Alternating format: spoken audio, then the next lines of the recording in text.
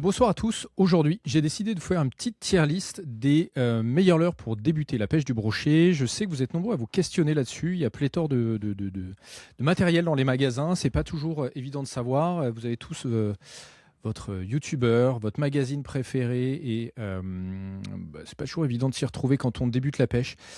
Du coup, j'ai décidé de vous faire une liste avec les différentes catégories de leurres qu'il existe pour pêcher le brochet, avec deux axes de réflexion: la facilité d'utilisation, parce que quand on débute, c'est pas évident de s'y retrouver avec les différentes animations, les profondeurs de nage, etc. Donc on va faire les leurres les plus accessibles techniquement et aussi les leurres accessibles en termes de budget, parce qu'il y a des catégories de leurres qui sont fatalement plus chères que d'autres, et quand on débute, c'est pas mal de se faire la main avec des choses peut-être un peu moins chères. Et dans ce cadre-là, j'ai décidé de faire différentes catégories. Je vais revenir là-dessus et vous expliquer aussi possiblement comment on peut les utiliser de façon assez simple. J'y reviendrai sur cette chaîne de façon ultérieure, mais voilà, l'idée c'est de balayer tout ça un peu à la cool. Et pour ceux que ça intéresse, ou en tout cas qui cherchent des références, je vous mettrai quelques références, en tout cas celles que j'utilise dans les différentes catégories, en description de cette vidéo. Donc n'hésitez pas à jeter un œil si ça vous intéresse. C'est parti, on va les faire dans l'ordre. Donc pour commencer, on va faire ce qu'on appelle les shad à palette. C'est des leurres qui avaient... on va dire, qui était très à la mode il y a quelques années. Ce sont des leurres que je trouve plutôt accessibles techniquement. En tout cas, ça demande pas une immense expertise, même si ça demande un peu de technicité et un peu de savoir-faire. Toutefois, c'est des leurres qui peuvent s'avérer complexes de par le poids de certains, qui peuvent parfois... alors, être onéreux, non, pas tant que ça, sauf si on les compare à des leurres souples, on va dire un peu plus classiques. Toutefois, ce sont des leurres qui sont redoutables pour le brochet. Ce sont des leurres qui permettent de pêcher parfois dans des zones assez profondes. Je vais les mettre dans les pourquoi pas. C'est pas ceux que j'utiliserai en premier si je devais conseiller à quelqu'un des leurres pour débuter la pêche du brochet. Toutefois, il y a quelques bonnes références, et notamment le Divinator, qui existe dans différentes tailles avec différentes catégories de palettes. Personnellement, je vais préférer les palettes de type brillante, argentée ou dorée, mais ça c'est mon choix personnel. Il y en a qui vont préférer des palettes mates, etc. Bref, chacun ses goûts et ses couleurs, mais en l'occurrence, les shad à palette, c'est une chouette catégorie pour le brochet, mais c'est peut-être pas la première pour débuter. Derrière, alors les deux suivantes peuvent être réunies en une, mais la subtilité, c'est que les écrevisses, on peut les mettre soit sur un jig, soit sur un hameçon texan ou différents types de têtes plombées. Mais je vais pas m'étendre là-dessus. Très souvent, on les met sur des jigs parce que c'est une association qui est vraiment parfaite, mais je les ai dissociés. Pareil, ça nécessite un tout petit peu de technique, un peu de savoir-faire. En revanche, coupler un jig, et je vais y revenir juste après, coupler un jig, c'est redoutable. Ça prend différentes espèces de poissons. Vous allez pouvoir prendre évidemment des black bass, parce que c'est le leurre pour lequel c'était destiné à l'origine. Parfois même des cendres, si vous allez un peu gratter sur certains spots, même si c'est pas forcément l'utilisation première. Ça prend quand même un petit peu de cendre. Vous allez prendre des perches. Enfin bref, c'est un leurre un peu passe-partout. Et du coup, pour rebondir sur le jig, couplé à une écrevisse, je dirais intéressant. Pour moi, c'est pas parfait pour débuter. Toutefois, c'est assez intéressant, et pour une simple et bonne raison, enfin pour deux raisons. La première, c'est que c'est pas hyper onéreux. Avec un jig, vous allez pouvoir faire face à de nombreuses configurations différentes. Vous allez pouvoir passer dans des encombrements. Ça s'accroche assez peu. Et donc, voilà, un prix accessible et un leurre qui ne nécessite pas des animations hyper spécifiques. Donc vous allez pouvoir aller gratter dans les branches, aller passer dans des herbiers, etc. Il y a des utilisations qui sont meilleures que d'autres pour le jig, mais c'est toutefois un leurre qui est passe-partout, et voilà, qui peut avoir sa place dans la boîte d'un débutant, et encore une fois, couplé à ce qu'on appelle une croc ou une écrevisse, voire une créature. Ça peut être redoutable sur le brochet. C'est d'ailleurs un leurre qui est sous-coté. On en parle finalement moins que d'autres catégories, mais c'est un leurre qui est vraiment, vraiment redoutable pour le brochet. Donc voilà, j'ai envie de dire pourquoi pas. Après, La frog, je vais le mettre dans nécessite un peu de technique pour plusieurs raisons. Et c'est pas tant par la technique, c'est un leurre qui est pas hyper cher. C'est un leurre qui est super chouette pour pêcher parce que vous allez avoir des attaques de dingue. C'est très visuel, donc finalement l'animation par petits coups de sion peut se faire à l'œil. Donc là, on est moins sur un leurre qui est sous l'eau et qui nécessite plus de réflexion dans l'imagination. Toutefois, c'est un leurre qui nécessite une bonne connaissance du ferrage, parce qu'on ne ferre pas comme avec les autres leurres. Et c'est un leurre surtout qui est vraiment cantonné à certains types de spots, à certaines saisons. Donc pour cette raison, je pense que c'est pas la meilleure option. Toutefois, si vous êtes sur des zones où il fait chaud, où il peut y avoir un peu de black bass, où il n'y a pas des grandes profondeurs, ça peut se mettre dans une boîte de pêche au brochet pour rigoler un peu quand il y a les beaux jours. Là, c'est assez chouette. Euh, alors, ensuite, je crois que ce sont les leurres de surface. Les leurres de surface, c'est pareil, c'est assez chouette. Généralement, c'est pas les plus chers dans les leurres dures. Toutefois, il faut de la technique, il faut la bonne période pour l'utilisation. Donc là, clairement, je recommanderais plutôt d'attendre un petit peu, d'avoir travaillé sa technique, travaillé son expertise pour pouvoir se lancer dessus. Derrière, buzzbait. Alors, c'est un leurre qui est traditionnellement recommandé pour la pêche du black bass, qui est redoutable pour la pêche du black bass, qui est assez facile à utiliser. Quand vous avez les bonnes conditions, c'est un leurre qui peut s'avérer redoutable. Toutefois, c'est pas le premier leurre qu'on utiliserait pour la pêche du brochet. En tout cas, moi, j'en ai pas du tout dans mes leurres pour pêcher le brochet. C'est un leurre que j'utilise beaucoup les rares fois où je vais pêcher le black bass, parce que voilà, c'est un leurre qui est particulièrement efficace, qui est assez sympa à pêcher, qui ne demande pas une grande technique, qui ne demande pas un budget de dingue. Toutefois, voilà, pour le brochet, passez votre chemin. Derrière, on a les spintail. Spintail, j'hésite un peu entre parfait ou intéressant. Pourquoi je ne vais pas le mettre dans parfait? C'est le risque d'accroche. Vous avez des modèles avec un hameçon double, comme celui que j'ai mis là d'ailleurs, qui vont limiter les accroches. Mais vous avez certains qui ont un hameçon triple en dessous et voilà, ça aime bien les branches, ça aime bien les rochers et vous pouvez les laisser dessus. En revanche, c'est assez chouette pour débuter parce que comme certains leurres qu'on va présenter juste après, ça prend beaucoup de poissons, ça prend assez facilement du poisson. Ça passe partout, vous pouvez l'utiliser dans toutes les configurations, en rivière, en plan d'eau, etc. Ça coûte pas super cher en plus, vous en trouvez des modèles autour de 10 euros. Donc vraiment, c'est un modèle, pour le coup, que je peux recommander et qui est, à mon sens, intéressant. Certains TikTokers, d'ailleurs, ont même dit que c'était l'arme absolue et que c'était un leurre interdit. Dans ce sens où voilà, ça prend du poisson. Ça prend beaucoup de poissons aussi par la taille que ça fait généralement. Donc vous allez attraper aussi énormément de petits brochets. Donc sur certains plans d'eau, c'est pas toujours la bonne idée parce que aller secouer des brochets de 20, 30, 40 cm, voilà, il y a peut-être mieux à faire et ça mérite peut-être de les laisser tranquilles pour qu'ils grossissent. Donc voilà, ce qui me fait tempérer ce choix, mais ça reste un très bon choix et je pense que c'est un leurre à avoir quand même dans sa boîte. Les vibrations, je pense que ça nécessite un peu de technique. Le budget est un petit peu plus élevé là que sur les premiers leurres. On n'est pas sur des leurres qui sont hors de prix. On est sur des leurres qui ont cet avantage de travailler dans différentes couches d'eau. Toutefois, ce n'est pas des leurres qu'on va utiliser toutes les saisons. Même si Vincent me le recommandait dans le top 5 qu'on a fait sur la chaîne comme un leurre d'hiver, ce n'est pas le leurre d'hiver par excellence. C'est le leurre d'hiver qui, dans certaines situations, certains plans d'eau, etc., va sortir du lot. Ou alors un jour où rien ne marche. Mais typiquement, c'est plutôt un leurre pour, je pense, début de saison ou les beaux jours, quand l'eau se réchauffe. C'est un leurre de réaction, donc quand les poissons sont quand même un peu réveillés, voilà, qu'ils ont repris leur aisance, qu'ils ont repris un peu de muscle après la fraie, etc. C'est un leurre qui peut s'accrocher si vous êtes tenté de faire plutôt des animations. C'est un leurre, comme vous le voyez là sur l'exemple, il y a 2 hameçons triples. Donc, si vous ne savez pas le faire passer dans les branches, vous allez vite laisser 20 euros dans les branchages. Donc clairement, attendez un peu d'avoir travaillé votre expertise, d'avoir un peu fait le job là, et après clairement, vous y viendrez parce que c'est un leurre qui est quand même assez chouette pour pêcher. Après, on a le crankbait que je vais mettre clairement dans la même catégorie, pas hyper cher.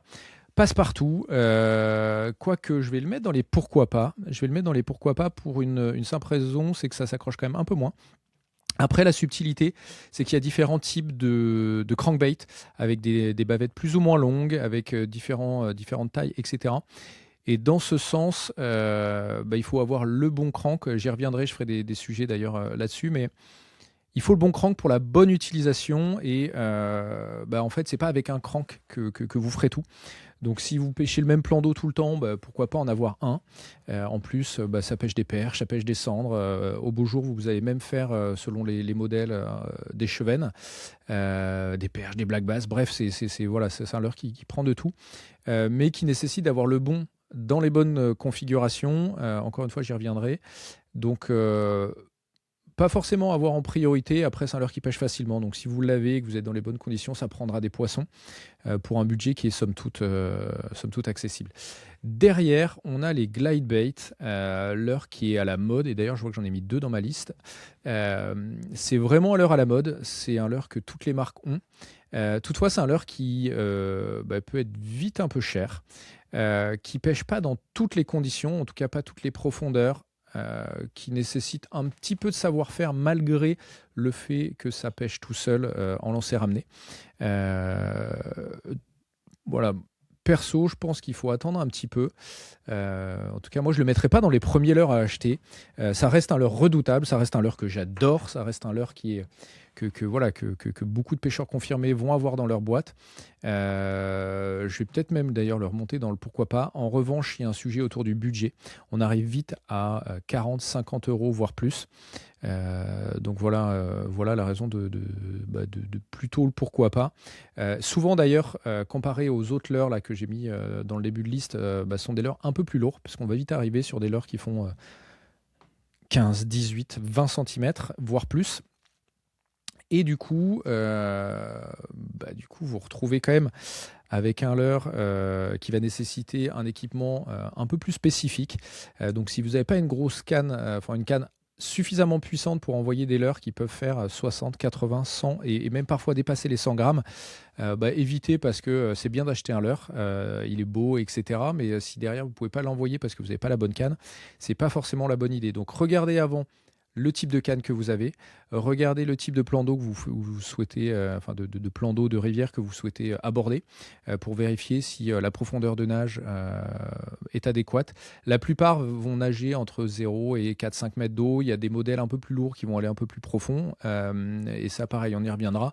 Toutefois, c'est un leurre qui nécessite un peu de savoir-faire. Donc là, clairement, pourquoi pas. Derrière, le chatterbait. Alors ça, c'est un leurre qui est redoutable, qui n'est pas super cher. La plupart des modèles vont tourner autour de 10 euros, qui pêche dans pas mal de conditions différentes, qui tolère l'à peu près, qui tolère parfois pas le manque d'expertise, mais le manque d'expérience. En lancer ramené, ça prend du poisson. Animé, ça prend du poisson. Il faut y mettre le bon leurre souple derrière, ce qu'on appelle un trailer. Certains vont être tentés de mettre des écrevisses, comme on a vu tout à l'heure, là, celui-là. D'autres, comme moi, pour le brochet, vont mettre des leurres de type shad.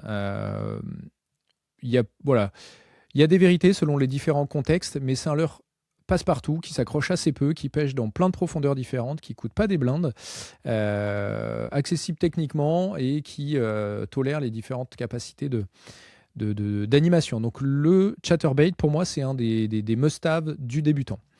Derrière, plus qu'un must-have, légende qui a perdu de sa superbe avec les années, mais je pense que tous les gens qui pêchent comme moi depuis un bon moment en ont eu dans leur boîte. Ça coûte pas hyper cher, c'est la cuillère ondulante. La cuillère ondulante, elle a vraiment cet avantage de pêcher dans différentes profondeurs, de prendre différents types de poissons, différentes espèces. Elle va intéresser les gros, les moins gros. Le seul sujet, c'est que ça passe quand même mal, voire pas dans les branches, l'hameçon triple, voilà. Toutefois, c'est un leurre que vous allez pouvoir faire nager plus ou moins vite, qui prendra du poisson dans tous les environnements, en lac, en rivière. Si vous partez en voyage, peu importe où vous allez dans le monde, je crois que c'est Alban qui le disait dans l'interview que j'ai fait de lui, Ça prend des poissons, poissons exotiques ou pas.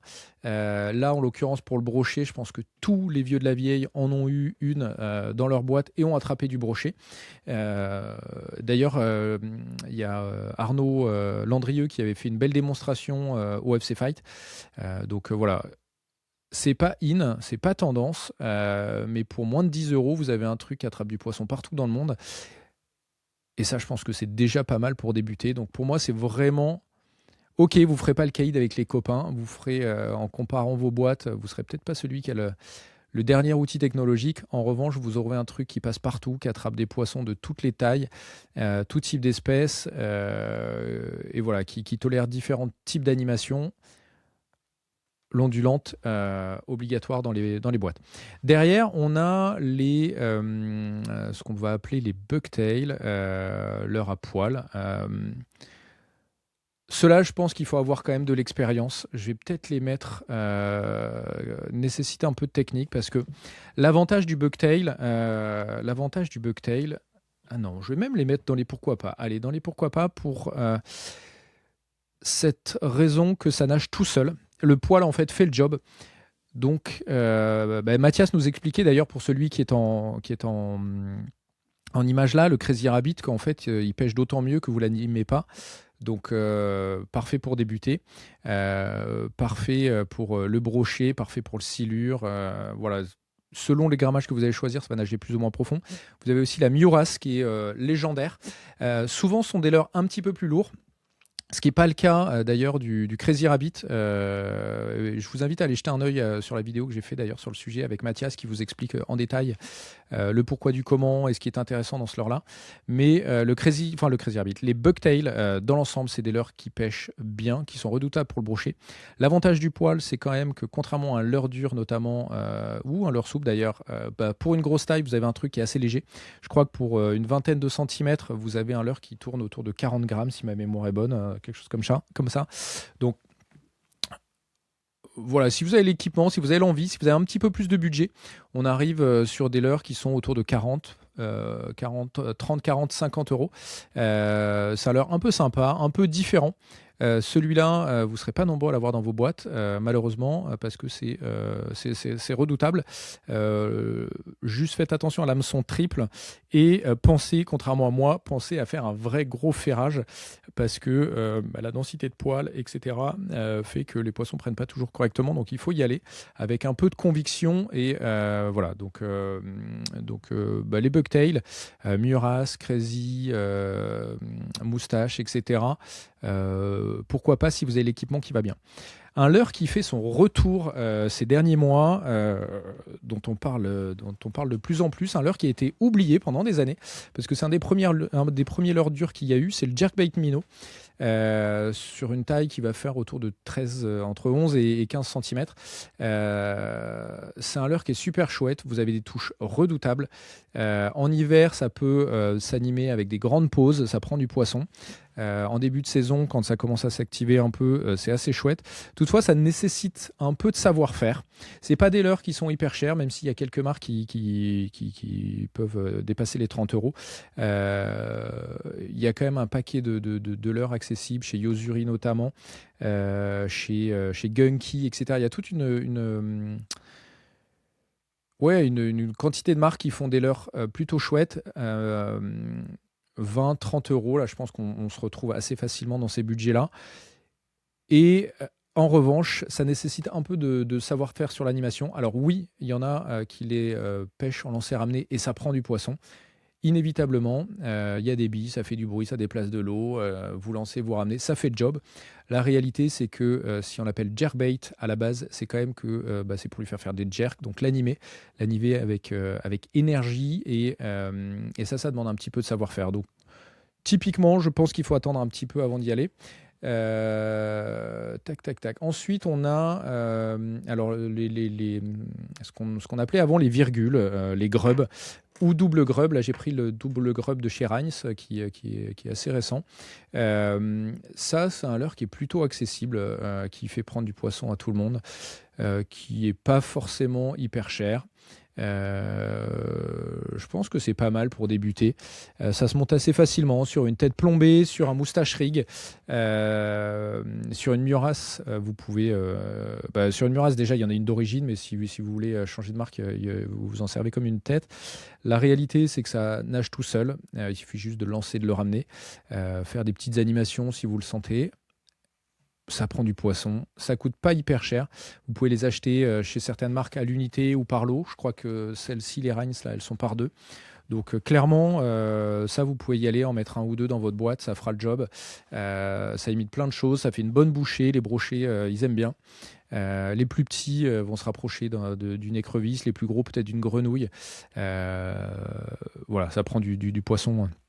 Dans de nombreuses conditions, vous pouvez y aller sans hésiter. Le popper, c'est un leurre qui est clairement délaissé par les pêcheurs de brochets. Il y a quelques spécialistes qui adorent, mais c'est pas forcément le premier qu'on va utiliser.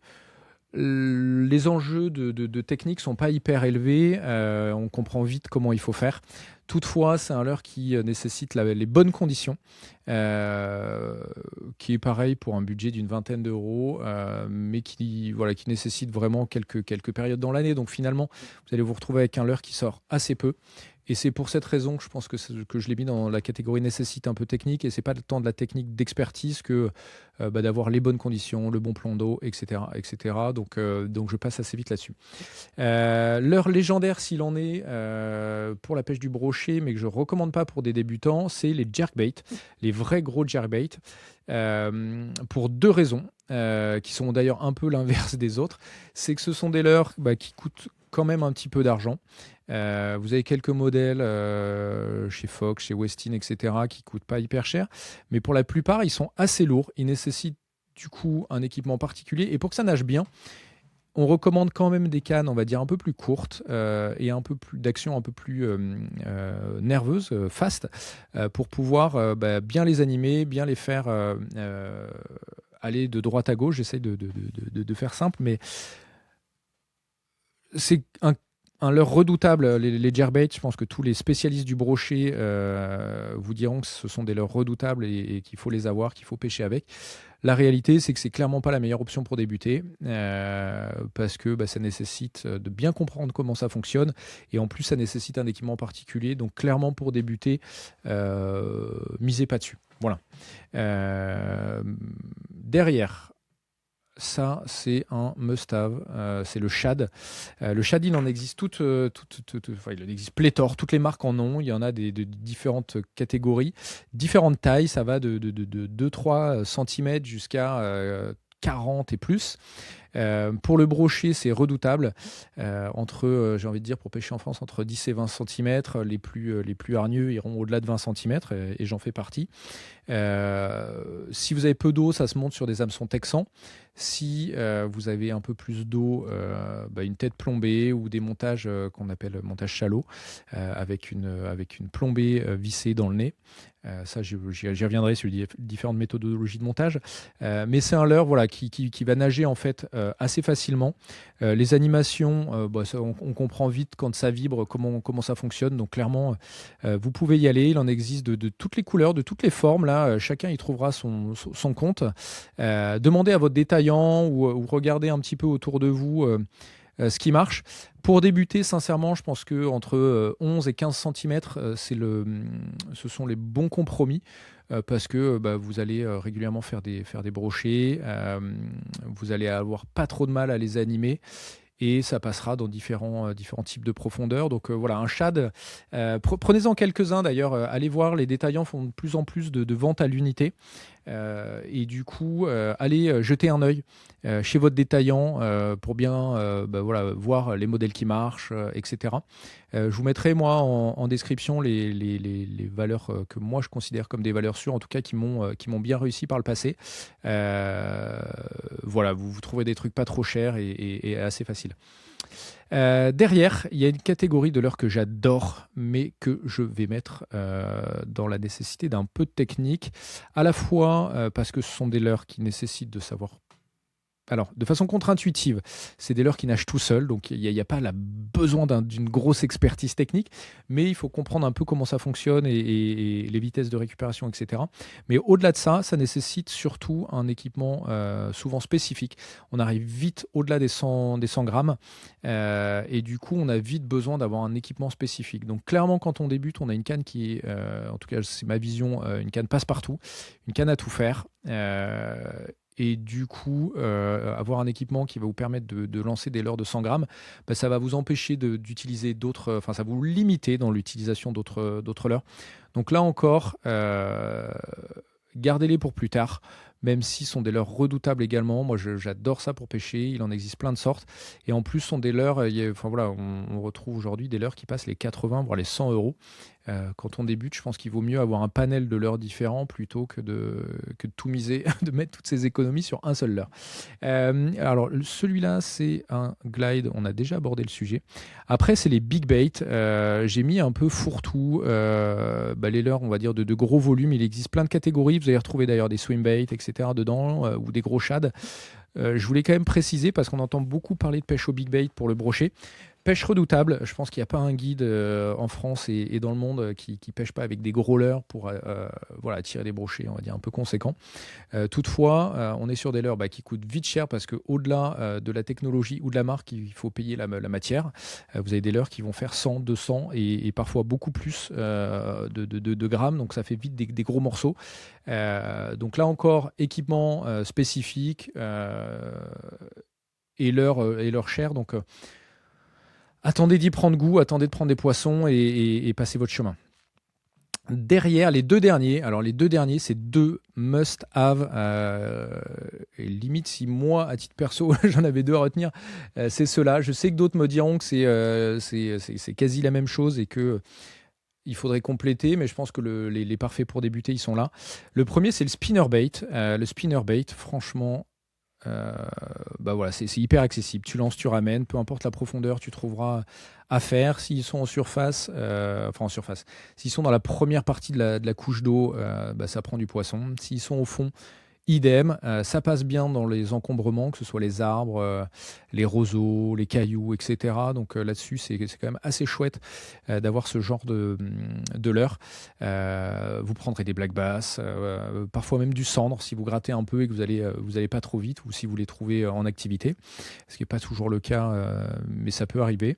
Voilà, leurre simple, efficace, ça prend du poisson, ça nage tout seul. Tu lances, tu ramènes, tu trouves la couleur qui te plaît, tu prends deux, en tout cas moi je prendrais deux deux typologies de palettes différentes. J'aime bien, alors ce qu'on appelle palette Colorado, les palettes rondes et palettes Willow, les palettes longues si je ne me trompe pas. J'aime bien quand il y a une petite ronde et une grosse allongée, ça c'est mon goût à moi.